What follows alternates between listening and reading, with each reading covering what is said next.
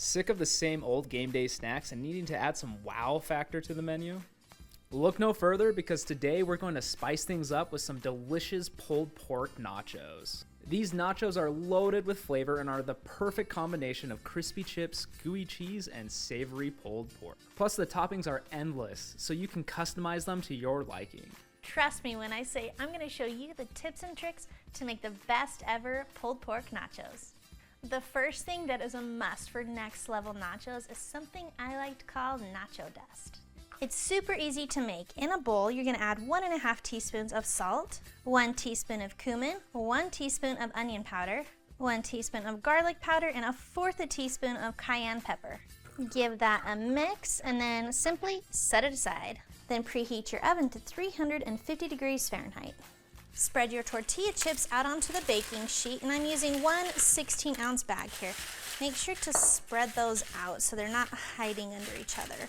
Then we're gonna bake these naked chips for 4 to 5 minutes in that preheated oven. And the purpose of baking them for that 4 to 5 minutes is to deepen the flavor and to brown the chips just a bit. Now it's time to layer on those toppings. Starting with 2 cups of shredded cheddar cheese, and I am using a medium shredded. Next, add half of that nacho dust onto that cheese. Then add on your shredded pork, and this is leftover delicious sweet salsa pork. But you can also try our Kahlua pork that's on our website. Then I also like to add in one 15-ounce can of rinsed, drained black beans. You could also use refried beans. Top it off with the remaining 2 cups of cheese.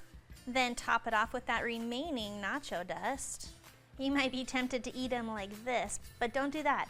Pop them back in the oven for 5 to 7 minutes. Once the cheese is fully melted, remove that from the oven and add additional toppings as desired. Remember, the sky is the limit with toppings. No matter what you choose, you are ready to eat.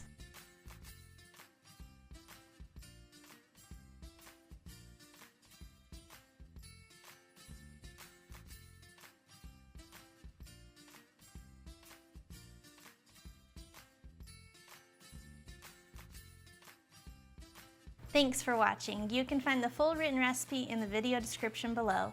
Be sure to check out thestayathomechef.com, where you can find hundreds of restaurant quality recipes you can easily make at home. We'll see you later.